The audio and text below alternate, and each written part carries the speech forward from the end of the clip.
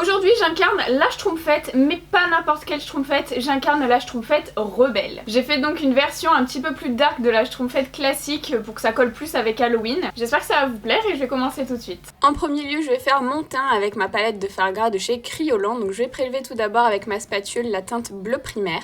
Et ensuite je vais faire la même chose avec le blanc. Et ensuite avec une éponge que je n'aime pas et que je vais sacrifier pour l'occasion, encore une fois je me répète, je vais unifier ces deux couleurs pour obtenir une teinte uniforme sur l'ensemble de mon visage. Et j'ai par la suite rajouté du jaune avec une pointe de vert, mais j'ai oublié de filmer, désolée. Je vais ensuite marquer mes points de lumière encore une fois avec du fard gras blanc, donc je le mets sur mes points de lumière habituels. Et avec la même éponge que tout à l'heure, je vais venir les dégrader pour les intégrer mieux au reste de la peau.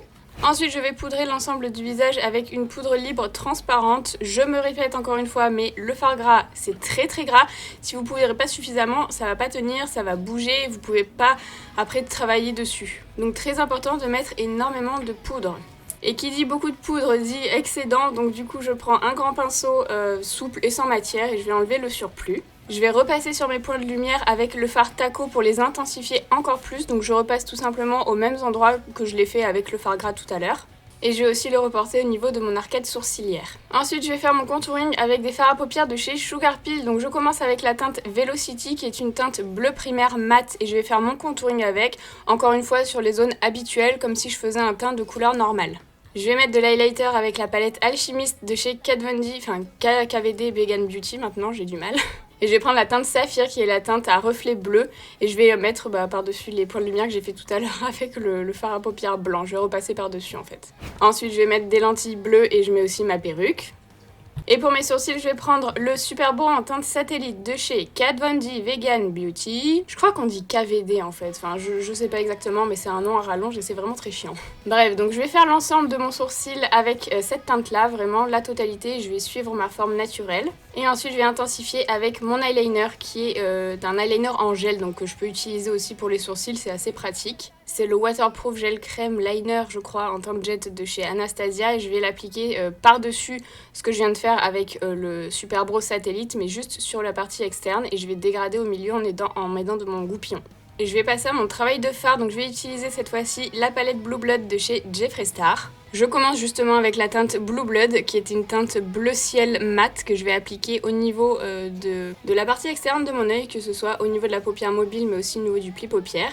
Et je reporte ensuite évidemment la teinte au niveau du ras cils inférieur. Pour ma teinte de transition, ce sera I'm Cold qui est un bleu pastel qui va me servir justement à dégrader la couleur que je viens de mettre. Donc je le mets vraiment tout autour au niveau du pli paupière mais aussi du ras de cils. Et je vais venir intensifier ce make-up avec la teinte Undertaker qui est une teinte mate encore une fois mais bleu foncé, vraiment très foncé, presque noir. Que je vais appliquer exactement dans la même forme, aux mêmes endroits mais un peu plus petit histoire que ça fasse un dégradé de 3 couleurs. Je vais utiliser la base Touch of Frost de chez P. Louise qui est un bleu pastel avec un pinceau 144 de chez Zoeva pour préciser la forme au niveau de ma paupière mobile et créer un semi-cut crease. Je me sers ensuite du pinceau de la teinte bleu foncé pour dégrader la base dans la couleur. Et je commence par appliquer sur la moitié de la base la teinte Ice Tray qui est un bleu métallisé vraiment très froid, il est très joli. Et j'applique après la teinte Cullinan sur le restant de base. Je vais également le descendre un petit peu au niveau du coin interne, histoire d'illuminer un petit peu l'ensemble. Je vais utiliser ensuite le crayon Colourpop DTLA que je vais appliquer dans ma muqueuse inférieure et aussi dans ma muqueuse supérieure.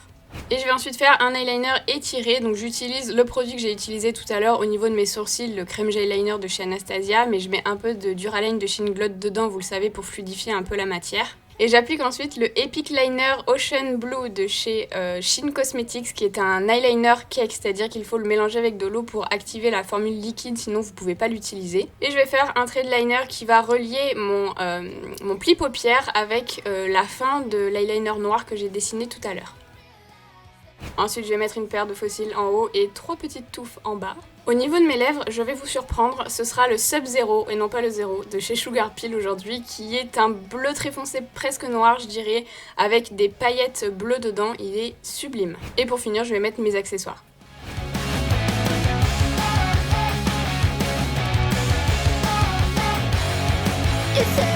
Bon Sophie, t'as intérêt d'être là parce que j'ai le collier lumineux pour Chouquetos. Et aujourd'hui nous sommes le mercredi 7 octobre. Regardez, elle a acheté un petit ciré pour Pénélope pour aller avec mon ciré à moi. Pour la prendre. Oh, en plus l'intérieur est le même. Viens là, viens là, viens là. Alors attends, va falloir que tu la tiennes. Attends, on enlève le harnais. Non. Viens Pénélope. Arrête de me sauter dessus. Elle est surexcitée. Oh non. Bonjour. Bonjour. Attends. Mais salut toi. Oh Mishka. Vous allez voir les copains. Oh, elle est trop mignonne. Elle est mignonne. Attends, attends. Oui, ça y est. Oh, elle est mignonne. Oui. Voilà, là maintenant ça nous va trop bien. Elle est trop belle. Pas au parc énervé.